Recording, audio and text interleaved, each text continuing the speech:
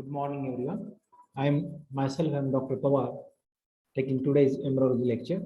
This is the second lecture as we have started the series of development of head neck face. In this today's lecture, you can see the title, that is the development of face. Before starting the actual lecture, I would just want to speak few words regarding the result and few queries what students they have raised regarding the journal. Regarding the examination, we have checked your theory paper, we have checked your practical associates, what we got on the email, departmental email ID. But I gone through all the papers, theory as well as practical. Lacking part is most of the students are not doing exercise on drawing the diagrams. They're not giving the importance to the diagrams, which is a very important part of the anatomy examination. In theory paper, we should draw the maximum diagram. We should give the maximum weightage to the diagram. Unless and until you draw the diagram necessary for that question, you will not get the good marks for it. Okay, this is the first examination. After that, there will be second internal assessment. After that, there will be prelim examination. And with the help of these three examinations, as we have declared very much early, we are going to calculate your internal assessment marks, which is a eligibility criteria. You have to achieve 50% in that. Unless and until you achieve it, you will not become eligible to the university examination. In that view, it is also important. Apart from that, if you practice, if you get a good marks in this internal examinations, by that time you will have a good practice and you can solve university papers very easily. So my advice is that don't take it lightly, take it seriously, considering that this is university examination and you have to give a more weightage, right? Either it is online or writing it at home, or when it will come here in college, it will be offline. Drawing diagram is very important as far as anatomy is considered. In practical also, we have described everything, how we are going to take practical and all that, soft part, hard part, histology spots, clinical spots. But most of the students, they have not attempted. I don't know what is the reason behind it. I gone through most of the papers, practical. Most of the questions, they are not attempted. If you're not attempting that question at all, you will not get marks. Stat, you will get 0 marks for it, that particular head. Mostly in case of the spots, histology spots, or the clinical anatomy spots, most of the students, they have not attempted completely or they have kept it blank. It should not be. You have to attempt it. You have to write something, right? What you feel over that. Same way for the some students, right? They have not written for the soft part also, and even hard part also, right? They have kept it blank. If you keep it blank, naturally the mark will reduce, and the total marks you will get will be less. I hope for the next examination, right, you will cover or you will clear all these, right, lacunae. What happened, right, in this first examination, it should not repeat in second examination and in prelim examination. Then attendance part, those who are less already I declared in second and third term, you have to scope to cover it, attend all this activity regularly. The last 2-3 lectures I am seeing only 130 students near about averagely they're attending the lectures. I don't know the reason, right, for the remaining students they're not attending. It should be 100% attendance. Yes, it can be at some time technical problem, right, but you have to solve it. This is online, right, classes, so everything is not in our hand, right? So you have to arrange for it, you have to attend it, you have to read from the book. Most of the things in your hand now. We are providing this lecture series online, but you have to listen it carefully. Then you have to read in the books. You have to raise the queries. Your best teachers, they are in touch with you. You can ask queries at any time. We are here to solve you, but take it positively, right? We are providing you the dissected, the videos. We are doing actual dissection here and trying to provide you the dissection, particularly selected dissections, right, with the concerned topic. Take advantage of it. I know this medical education, it is very difficult to learn on online, but due to this unavoidable situation, we have to go through this. But time will not come back, so you have to adjust with all this, and you have to learn these things, which will be useful for your future career. Coming to the today's topic, this is second lecture. In last lecture, we have seen the pharyngeal arches, we have seen pharyngeal pouches, and we have seen the clefts, ectodermal clefts. Mostly what they are, what are the structures derived from it, and what is the clinical importance. In continuation of this, right, in today's lecture, we are going to see this development of face. So in this picture, right, you can see this is the model. What is showing is a developing face.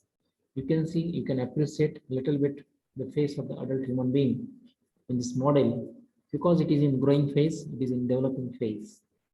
Apart from this model, you can appreciate, right, mostly very close to the adult human being, right? So eyes are developed, nose and all that, the facial appearance, right? Then upper lip, lower lip, mouth, right? The auricle, right? The eyes and all that, right? It is developing, still it is in development phase, but we can appreciate, right? So this is the very primary phase, and then later on at the end, we'll get it. Now we'll go through this, right? What is the embryological aspect in this development of face? Regarding journal also, some student queries, right, raised that in index, because after the upper limb, lower limb, you have started head neck face. So in between index, maybe here and there. So you write in index correctly under the index page, but when you're drawing diagrams, you draw it in continuation, because if you keep the blank pages, right, afterward, one or two diagram, right, it may be less or plus or minus, right, that time it will be difficult. So you draw in continuation all the diagrams after upper limb, then lower limb, and after lower limb in continuation, you can draw the diagram of head neck face. As we go ahead and as we cover the various syllabus at the end of week, you can go through the index and you can draw the diagram what syllabus we have covered. Like till now, we have seen the scalp, we have seen the face, develop the facial muscles and all that. So what are the concerned diagrams with it? You can start drawing in the gross anatomy book, as well as in histology, right? As the topic covers, you can draw that diagram in consultation with Dr. Marathi Madam. Coming to this today's topic, development of face, right? We'll go through it. The introductory part, we can say, after the development of head fold, in the various phases of the developing embryo, right? We know that there is a formation of head fold and tail fold. So after the development of head fold and tail fold, at the head fold, there are two large swellings. When in last lecture during the pharyngeal arches, we have gone through this explanation. There are two large swellings. One is due to fastly growing brain. So brain is growing very fastly, and due to that, one bulging. So one, the swelling is there, and that is due to the underlying developing brain. Other is due to underlying developing heart. Heart is also at the same time developing. So this at the head fold anteriorly. So these two bulgings are there. One is due to the developing brain, and one is due to the developing heart. So that is called as cardiac bulging. Now in between these two bulgings, two swellings, there is one depression, and that is called as stomatodeum. Stomatodeum is nothing but the future mouth. Embryologically, we refer in early phase as a stomatodeum, and this is present between the two bulgings. Buccopharyngeal membrane we have seen also last time. So it separates the foregut from the oral cavity. This buccopharyngeal membrane, it ruptures later on, and it communicates oral cavity with the anterior part of the foregut. Soon after that, mesoderm covering the developing brain proliferate. Here is the starting of the development of face. So this is the important part.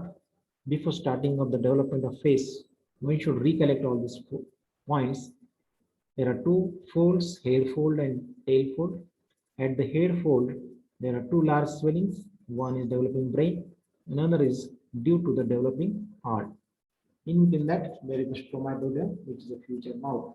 And this is closed initially by buccal membrane. Later on, it ruptures and communicates with the foregut. At that time, the mesoderm covering the developing brain proliferates. Here it gets stimulation, and due to certain underlying stimulations, this mesoderm proliferate and forms a downward projection. Proliferate means excessive growth starts here, and due to that it projects downward. So it forms downward projecting process, and this is called as frontonasal process. If you split this, the name, you get frontonasal process.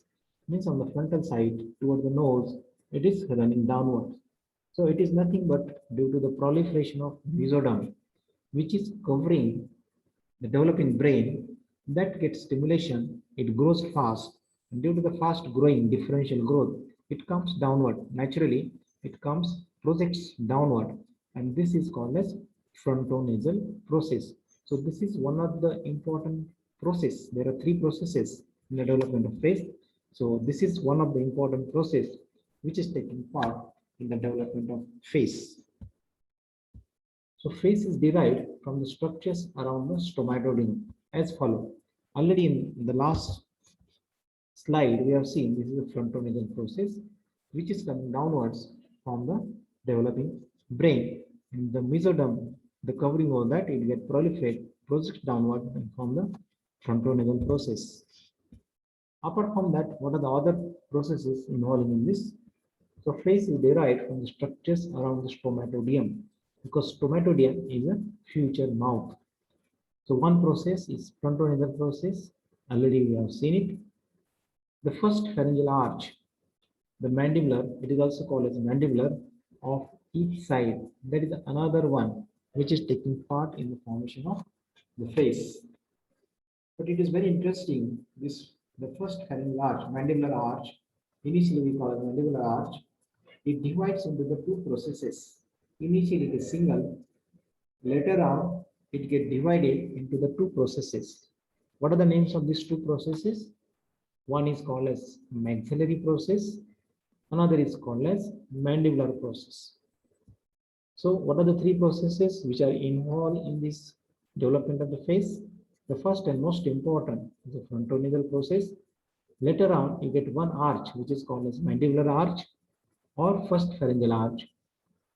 Later on, immediately divides into the two processes. So one part of it is called as maxillary process, and another part is called as mandibular process.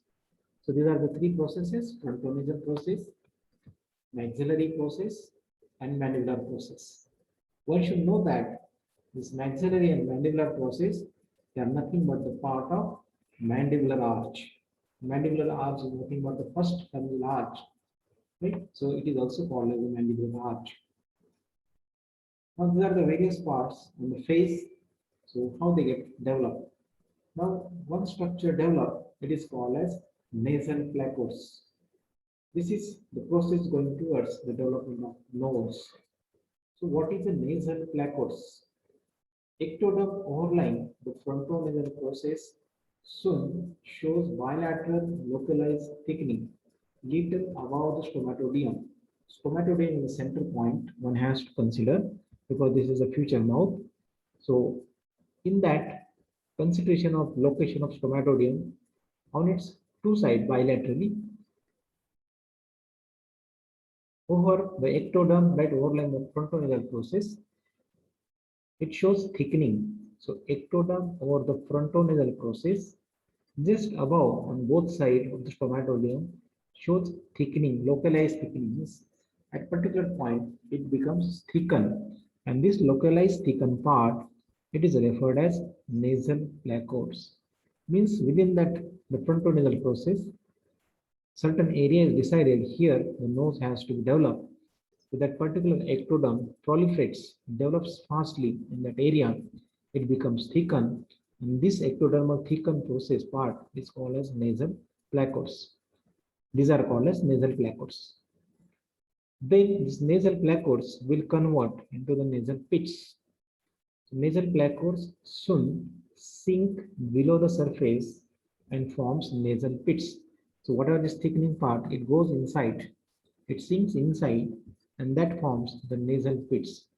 Pits are continuous down with the stomatodium.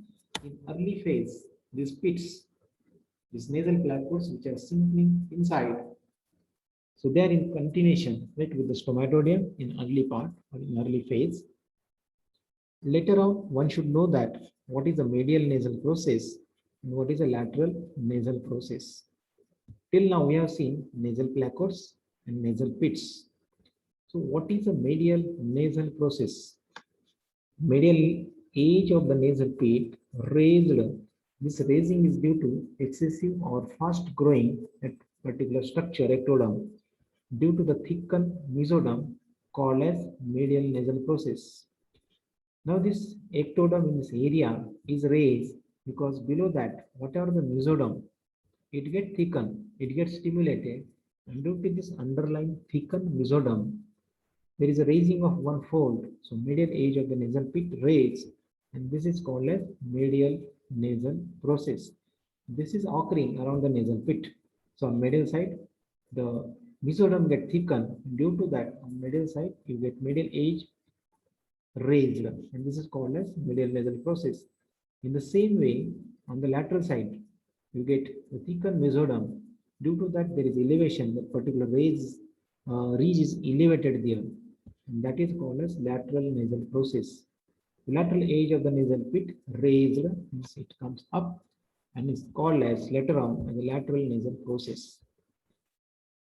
The diagram we can give explanation here what we have seen in the last previous slide. This is a developing brain. This is a developing heart. So there are two swelling, and this is the head fold. Toward the head fold, what we have explained, there are two big swellings. So one swelling, this is due to the underlying developing brain, and this is another swelling due to the developing underlying heart. So pericardium is here developing forebrain, and they are part of the brain. This is a part of the heart. So this bulging is due to the developing heart, and this bulging is due to the developing brain. Right? Now, due to these two bulgings, we can appreciate here there is a one depression, and to which we have called as stomatodium. At the stomatodium, which is a future mouth oral cavity, this foregut, which is the absorbed yolk sac, secondary yolk sac, is absorbed inside the embryo, and it forms a primitive gut, in which there are foregut, midgut, and hindgut that we have seen in the general embryology lecture series. The foregut is coming here, right? And just it is attaching, coming up to here, and this part we have labeled as a buccopharyngeal membrane. Next to it, this is a stomatodium. So whenever this buccopharyngeal membrane gets ruptured, so oral cavity get communication with the later part of the GI tract, right? The foregut. What are the structures derived from foregut? All they will get connected with this oral cavity. Means they are the pharynx, laryngopharynx, the esophagus, and all that. They're going to develop from this foregut. Then part of the stomach and all that. Right? So in this way, buccopharyngeal membrane is in between the stomatodium and anterior part of the foregut here. So this diagram explains right, the two big swellings in stomatodium. Then we have seen the mesoderm covering the developing brain, this fold, right? So it gets stimulated, and this due to the proliferation, right? So it projects downward, right? So in this diagram, we can appreciate this much area gets stimulated, mesoderm grows fastly in this area, and due to that, we get projecting process, right? Downward direction here. And this is called as frontonasal process. So these two big swelling, they are there, but we are considering them as a landmark, right? This is a foregut, this is the developing brain. And above that, what are the mesoderm? It gets thickened and projection downward, right? And forming frontonasal process here. We can appreciate as compared to this diagram to this diagram, the oral cavity, right? This stomatodium is converting, right, into like this deep pouch-like structure here. So this is the first, the frontonasal process, which is very important in case of this development of the face. Now the various parts of the face, they are developed as follow. Now till now we have seen the three processes, names of these three processes. One is frontonasal process, second is mandibular arch first, then we get mandibular process and maxillary process. These three processes mostly involved in the development of face. After that, we have seen formation of nasal placodes, then nasal pits, then we have seen medial and lateral nasal processes. Now, with all this knowledge, we can now conclude how the face is developed. Now, in this, first we'll go toward the lower lip. Lower lip is derived from the mandibular process of two sides grow towards each other and fuse in the midline. That forms the lower lip. Because the mandibular arch, which get divided into the two processes that we know, the upper one is called as maxillary process and lower one is called as mandibular process. This lower process or the mandibular process of two sides grows towards in the center on the both side right and left. They grow toward the midline and fuse in the midline. And when they fuse together, this mandibular process, it forms the lower lip because it's just below the mouth. We know that just below the mouth there is a mandible and there is a that mandibular process is involved right to form this lower lip. This lower lip, it guards the mouth from the lower side. It forms the lower margin of stomatodium. So this fused mandibular process forms the lower lip and lower jaw. So if there is a question, Viva question, how the lower lip will develop? So one can answer for this. Lower lip is developed by the fusion of right the two-side mandibular process. They are growing towards each other in the midline, and they fuse in the midline they form the lower lip. How the upper lip develops? So upper lip develops from each maxillary process now grows medially and fuse first with the lateral nasal process. Here it is a little bit different for the upper lip because the maxillary process when they are growing toward the midline, in between there is a nasal pit we have seen, and that nasal pit on the medial and lateral side there is a medial and lateral nasal processes. So each maxillary process, they want to grow toward the midline. So as they are growing medially, they fuses first with the lateral nasal process and then with the medial nasal process. In the early slide, we have seen that the nasal pits, they have communication with the stomatodium from lower side.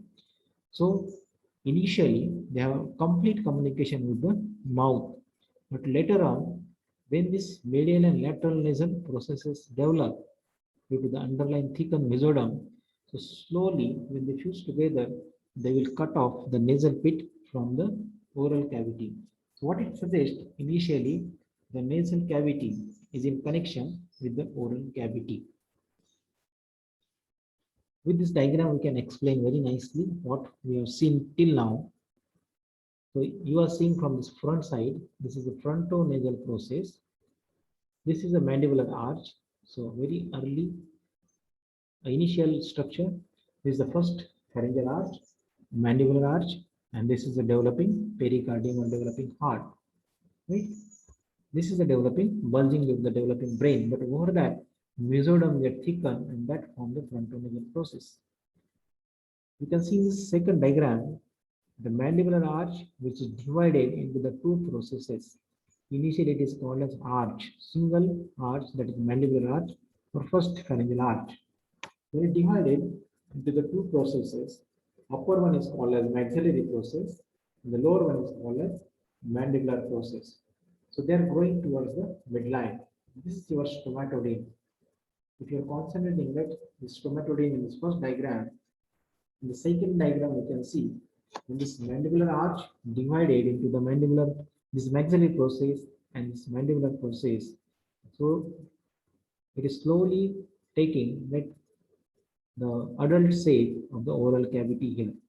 Now this maxillary process growing toward the midline on the both side, right and left. Same way, the mandibular processes, they are growing medially toward the midline. And one time will come, they will meet in the midline. Same way, maxillary process, they will meet here in the midline. In between, this frontonasal process will come down, it will come down and try to fuse with this mandibular process. But we have seen at this level, nasal placode is formed. Then the medial and lateral nasal processes are formed.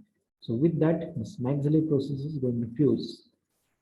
Then you can see this junction, which is in between maxillary process and frontonasal process. So this gap, this junction is also clinically important. So with this, we can explain the diagram. This first process, frontonasal process. The second one, mandibular arch, we divide into the maxillary process and mandibular process. And they're growing toward the midline.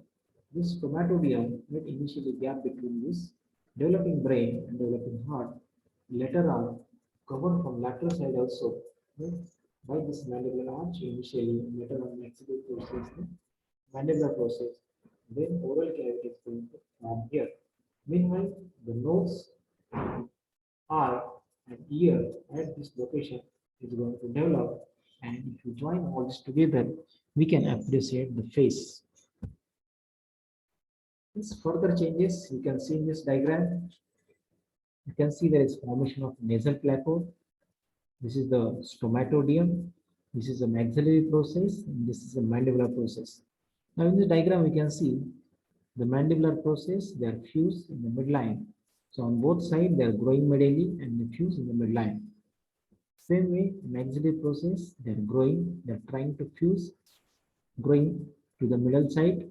So they are coming here in the midline, and one time will come, they will fuse together, right, in the midline, and they will form your upper lip.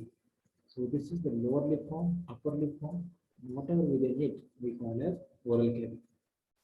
Concentrate on this, the nasal placodes, which is the ectoderm thickening on this frontonasal process, just on lateral aspect of the stomatodium on either side.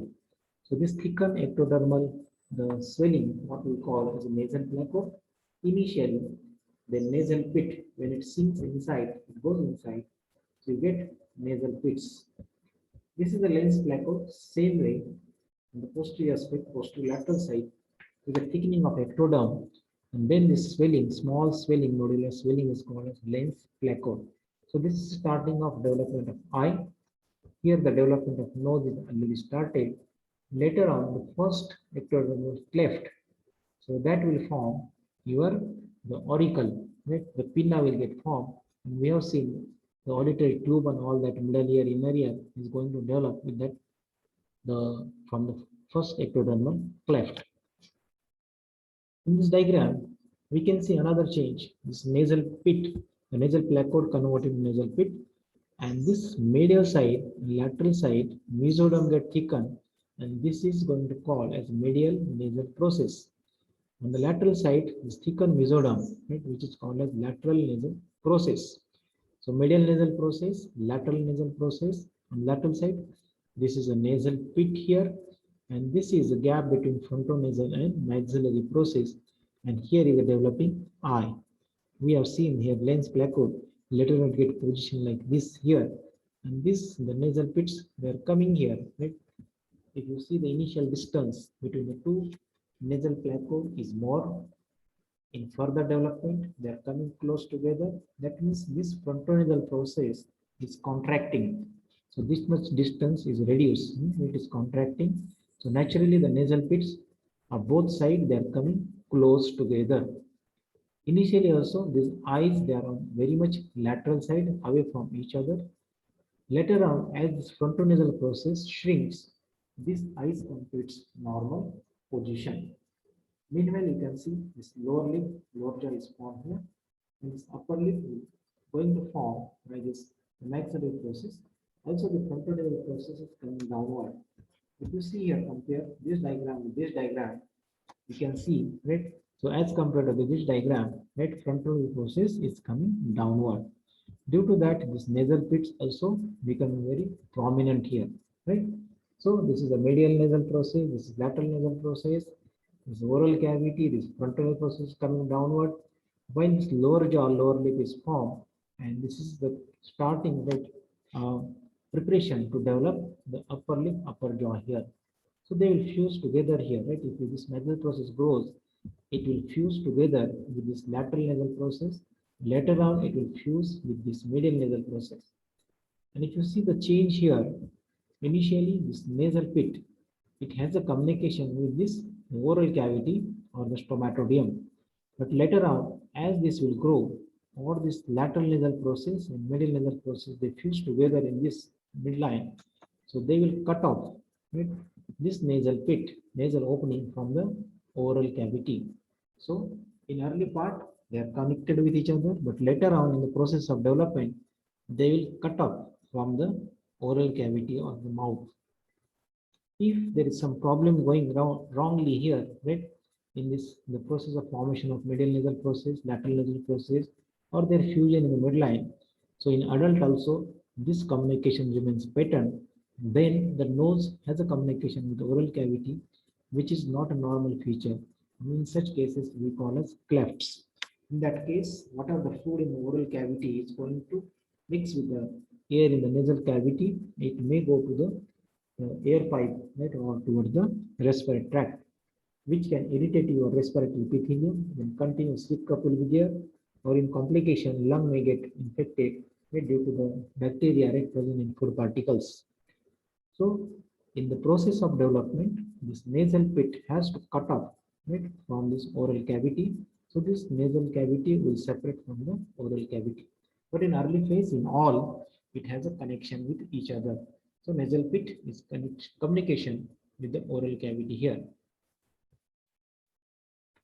So, all this is explained in these words. The medial and lateral nasal process also fuse with each other. So, nasal pits are cut off from the stomatodium. Here the connection between the mouth and the nose is separated. At the same time, maxillary process undergo considerable growth. It grows fastly. Frontonasal process becomes much narrower. It gets contracted, that's why it becomes much narrower from side to side. As a result, two external layers comes close together. So initially they are wide or they are away from each other, but in later process development, they comes close together. So stomatodium is now bounded from above by upper lip. It is formed from lateral side by the maxillary process. We have seen from both sides maxillary process they are going toward the midline. When they fuse together, they form upper lip. Central or median part of lip is called as philtrum.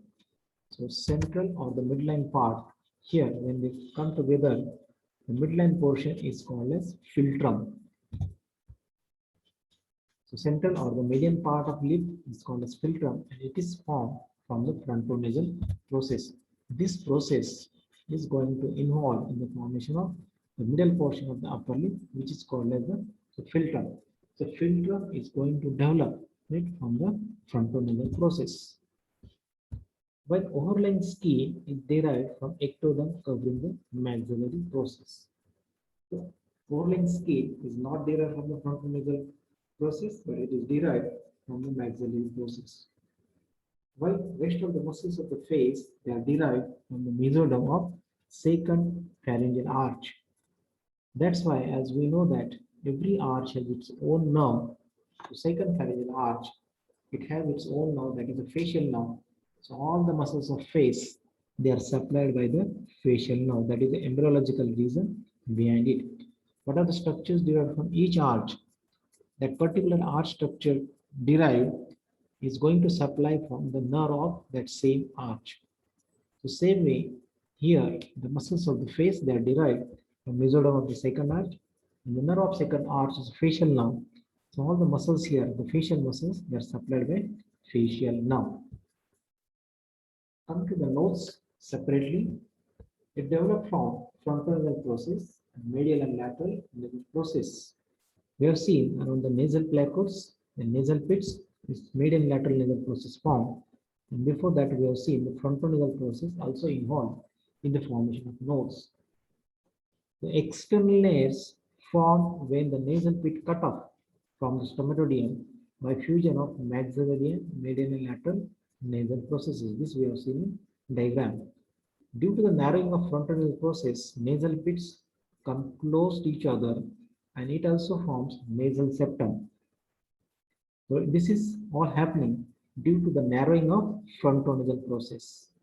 Nasal pits, they are coming close to each other, and it also forms a nasal septum. When it narrows very much, when it becomes very thin, contracted, that part forms the nasal septum, which is a midline structure. Mesoderm hip up in median plane to form the prominence of the nose. Then later on, nose comes forward. That means mesoderm hip up means mesoderm get proliferated there, and due to that, nose is coming outside, and it is making a prominence, right, on the face. So this is due to the underlying mesoderm which is developing there. Posterior nares, this posterior nasal opening apertures are formed by breaking of bucco-nasal membrane. The buccopharyngeal membrane, later on, once the nasal cavity divided, nasal cavity is formed. That buccopharyngeal membrane, upper part we call as bucconasal membrane, and this ruptures, so the nasal cavity, right, posterior nasal apertures, they are communicating with the next part of it, right, the part of the pharynx there, nasopharynx, right? So in this way, the development of nose, one can recollect, right, how the nose is developed. So take you have to take the names of this frontonasal process, medial and lateral nasal process. Before that, nasal placodes and nasal pits, you should be able to explain it. Then how the external nares are formed, what is the reason behind it, why the nasal pits they are coming close. Then initially they are communication with stomatodium, later on they are cutting off from the oral cavity of stomatodium. Then how the nasal pits they are coming close to each other, it is due to the narrowing of frontonasal process. One should be able to explain this. Then how the nares is getting prominence, right? So mesoderm hooked up in the median plane to form the prominence right there. Posterior nares they are formed by breaking of the bucco-nasal membrane. This diagram will explain you right, very clearly. This is a frontonasal process which is becoming narrow, which is contracting. Right? You can see this black part is the nasal pit. This is oral cavity. This blue part is a maxillary process. This pinkish part is a mandibular process. So the lower lip, lower jaw is formed here. This is the oral cavity of stomatodium. Maxillary process is growing here towards the midline. It is also growing towards the midline. While this nasal pits, right, in this frontonasal process, this part is the medial nasal process, and this is the lateral nasal process. Right. Now, in further diagram, right, you can see here maxillary process. So they are fusing here first with the lateral nasal process. So they are cutting off, right, separating the nasal pit right here. Right. So in this way, it is separating, this fusing with this lateral nasal process. Later on, as it goes here deeply, it also fuses with the medial nasal process. Right? So in this way, first maxillary process fuses with the lateral nasal processes here. Right? So this is lateral nasal process, this is maxillary process that fusing here. And here, this is a primitive mouth. And here, fuse the mandibular processes. Right? So right and left, they are going to fuse in the midline and then fuse already here. Right? So this frontonasal process, this is maxillary process, this is mandibular process, this is a nasal pit, this is medial nasal process, and this is lateral nasal process. This is the developing eye. Right? This is the developing nose. We can appreciate here more adult face shape. Right? So this is the process of the development. Right? This is a frontonasal process. This is a medial nasal process. This is lateral nasal process. This is a nasal pit. In this diagram, we can see here the maxillary process, right, is fusing first with the lateral nasal process, later on with the medial nasal process. So when it fuses with the medial nasal process, by that time it cut off. There is no communication between the oral cavity now. Nasal cavity is separated because this maxillary process is growing from this lower side. So first it is fusing with the lateral nasal process, later on with the medial nasal process, and later on here the frontal nasal process is in the midline. So in this way, in this diagram again we can appreciate, compare the shape of this frontal nasal process. Here it is wide, it is large, but here it is narrow. Due to the narrowing of this frontal nasal process, these nasal pits Initially, they are wide from each other. They are away from each other. They are coming very close to each other. Again, this will reduce in size, and this will form nasal septum. And then these two nasal cavity will be side by each other. While that time, right, this middle nasal process, it the mesoderm below that is hipped up and it is projecting outward. So we get the shape here, right? So the middle nasal process, lateral nasal process, this maxillary process, meanwhile, it is coming here. By that time, frontal nasal process is also coming downward, and this central portion is called as philtrum. So philtrum is going to form not from the maxillary process, but it is going to form from the frontonasal process. So this is very important, right? Sometime in the MCQs, it is asked, right? The philtrum is going to develop from the which of the following process? So the answer is that frontonasal process. The ectoderm over this, the maxillary process, it is covering over that. So skin over that, right, is going to form from the maxillary process. But actually the philtrum is developed from this frontonasal process. Right? This is oral cavity and this is the lower jaw. Right? Now in this diagram, upper jaw is formed, upper lip is formed, the lower jaw is formed, lower lip is formed, oral cavity is formed, nasal cavity is formed here, the nasal pits formed. This is the midline, right? So the nasal bridge is going to develop here. So many structures get developed here. So with that, we can appreciate the developing face shape. Now the cheeks part of the face is formed by fusion of maxillary and mandibular process in lateral part. So this initially they're part of the mandibular arch. Later on, divided into two processes, maxillary and mandibular process. So in the lateral part, they fuse together and they form the cheeks. Also, the maxillary process fuse with the lateral nasal process, which extends from stomatodium to the medial angle of the developing eye. So in that line also, this maxillary process fuse with the lateral nasal process. This line of fusion is called as nasolacrimal sulcus. So at this sulcus, at this equation, at this adjoining area, a strip of ectoderm grows inside along these furrows and that forms the nasolacrimal duct. So one can explain here what is the development of nasolacrimal duct. It is due to the ectoderm which is entering into the nasolacrimal sulcus. And how the nasolacrimal sulcus is forming? It is by the fusion of maxillary process with the lateral nasal process, right, which extends from stomatodium to the middle angle of developing eye. Up to that level, we call it nasolacrimal sulcus.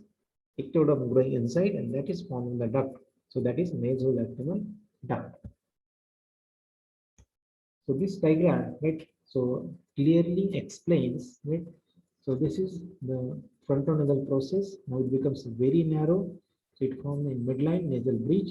You can see the nasal septum also form, and the philtrum, the median part of the upper lip, which is called as philtrum, is developed from this frontonasal process. This is the green structure, right, which are derived from the frontonasal process. This blue part is nothing but the maxillary process. So it is going to form this lateral part that we call it cheek, right? And later on, the nasolacrimal duct, right? Or the nasolacrimal sulcus, right? So that is from the lateral nasal process, and this maxillary process here, it fuses here.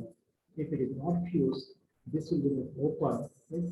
And that is going to form, okay, one of the anomaly of the face, right? Open cleft, open nasal cleft.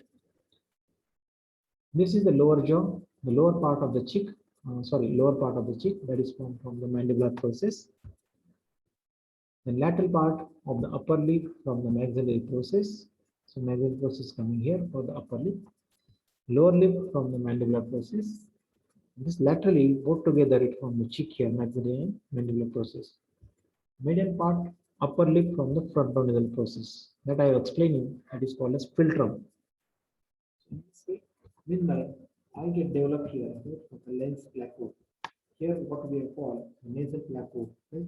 So initially they are very much away from each other, but in the process of various stages of the development, they come close together, they get settled in the midline, and they create shape to the face. This will explain you that the philtrum and the overlying covering, right, by the ectoderm of the maxillary process. So what we have explained, philtrum, which is the midline part of the upper limb, it is developed from the frontonasal process. But the two maxillary process proceeding towards midline, so they covers right over the frontonasal process, and they cover like this, right? So this is going to form right the ectodermal covering, upper covering that is formed from the maxillary process, which overgrows on the frontonasal process, right? But rest of the part it is due to the maxillary process. In the midline, it is due to the frontonasal process. So one can say philtrum is developed from the frontonasal process, while overlying skin is going to develop from the maxillary process. Just recollecting right how the eyes develop. So formation of this development of eye, we are taking in detail right in the next few lecture series. So here we are recollecting only the few important landmarks, a few important points concerning the eye. In detail, we'll see in further development lectures, right? So eye formation of lens placode is the first stage there, and thickening of ectoderm on ventrolateral side of the developing forebrain, lateral and cranial to the nasal placode. So this is called as lens placode. So what is lens placode? It is nothing but the thickening of ectoderm. But where? It is on ventrolateral side of the developing forebrain, with lateral and cranial to the nasal placode. This is location where the lens placode will develop. Lens placode sinks below the surface and forms eyeball, produces bulging. With narrowing of frontonasal process, eyes come close together. As the nasal pits they are coming close together, same way these eyes are also coming close together in the midline on the front side.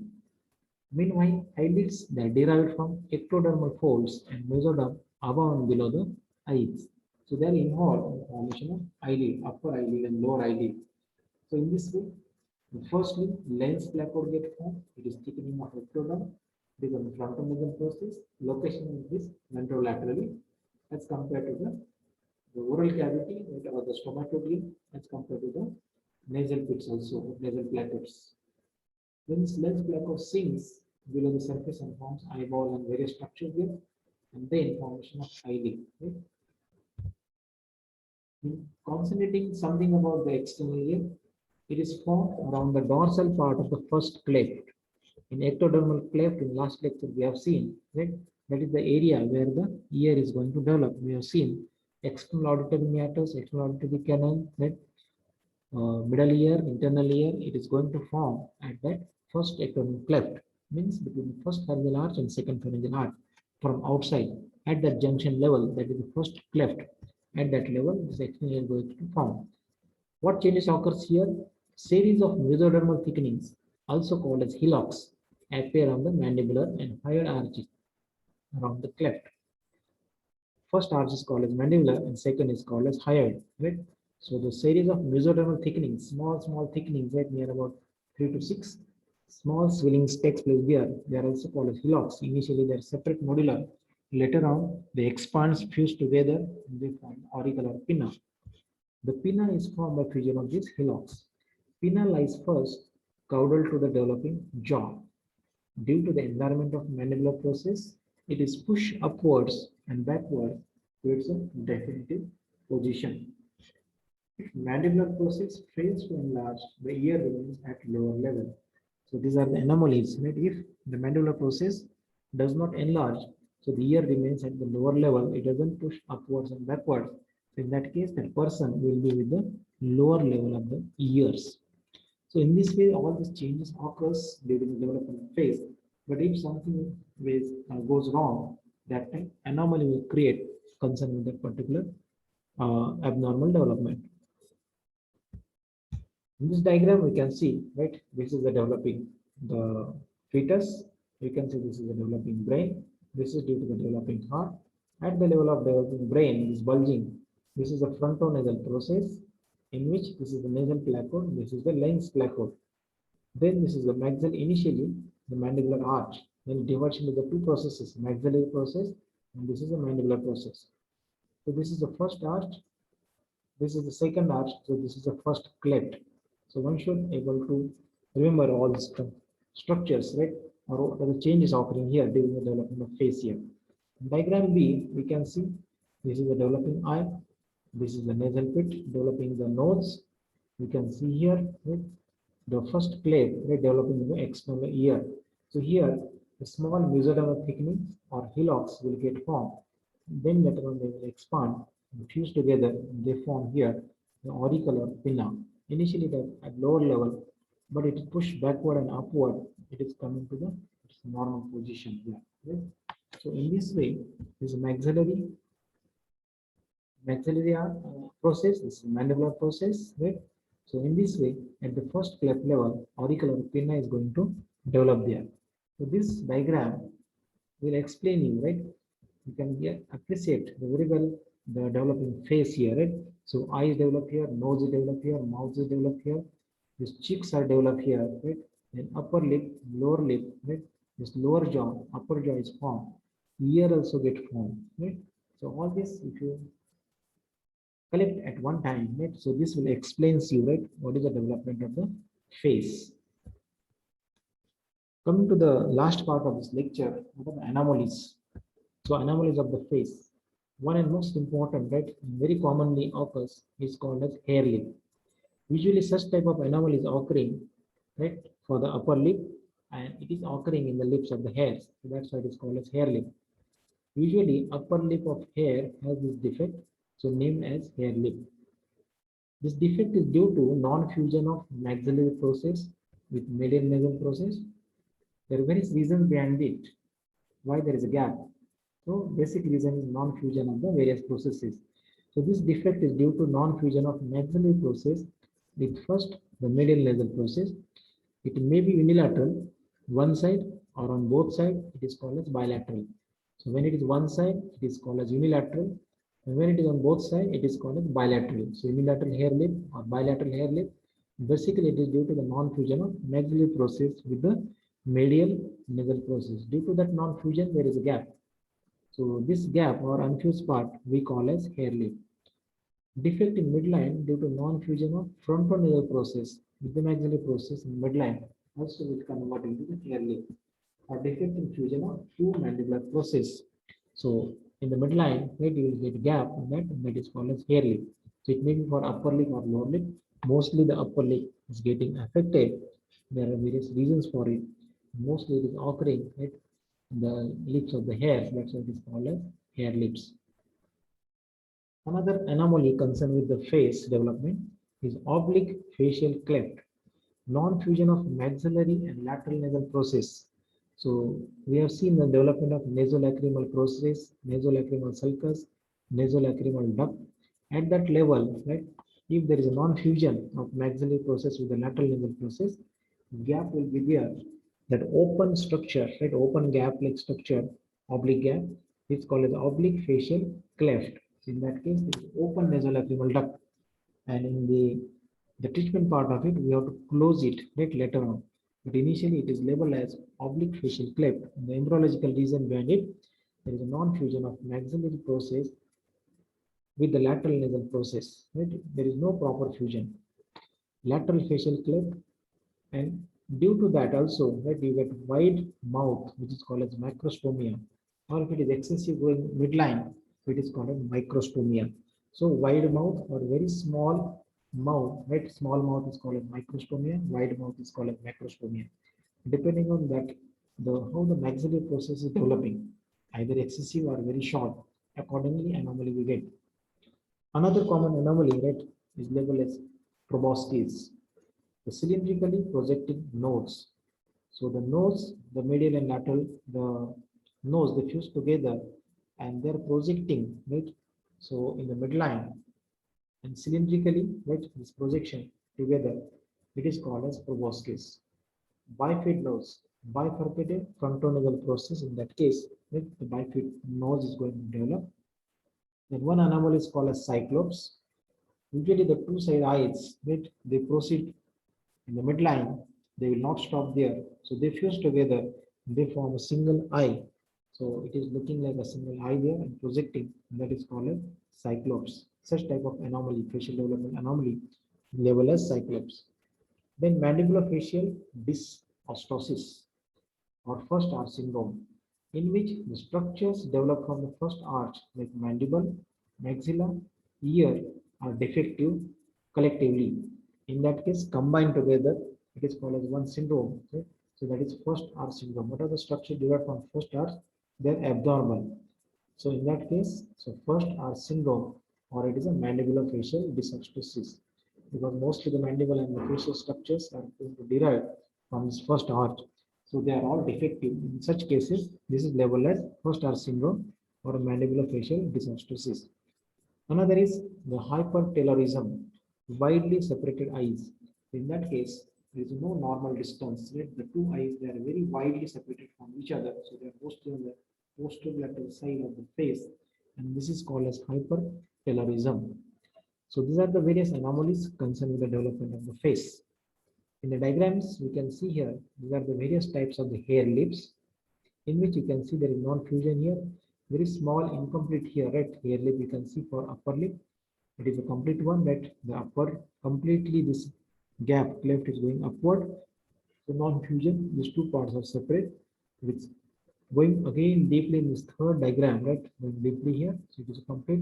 So oral cavity may communicate with the nasal cavity here. So these are unilateral. This is the bilateral. Then in the midline, right, you can get a hair lip, right, of the upper lip in the midline. You can get for the lower lip also here. Right? So in this way, they are the hair lips, either unilateral or bilateral, or either for upper lip or lower lip. You can see here, right, the open facial cleft. So nasolacrimal sulcus, nasolacrimal, the duct incomplete formation. So this is the open facial cleft. The communication between this the medial angle of eye with this oral cavity, right, is there. So in this way, including the nasal cavity, right. So this gap is open here, right, and that is called an open facial cleft. Another one is third diagram. You can see this is the proboscis. And proboscis, right, the nose, right, coming in the midline and projecting forward in the midline. Right, single eye, what we label as cyclops. Right, so two eyes fused together in the midline, you get into a single line and projecting forward. Note that nose is missing. In this case, the nose is not here, but it is migrated here, right, projecting here from eye. So this is called as proboscis.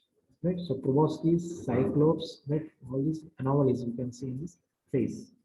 These are the various anomalies, right, diagrammatically we can explain concerned with the development of face. Right? I think here we'll end this today's topic. Right? I hope you understood all this. Again, you read in detail the development of face. One should be able to explain.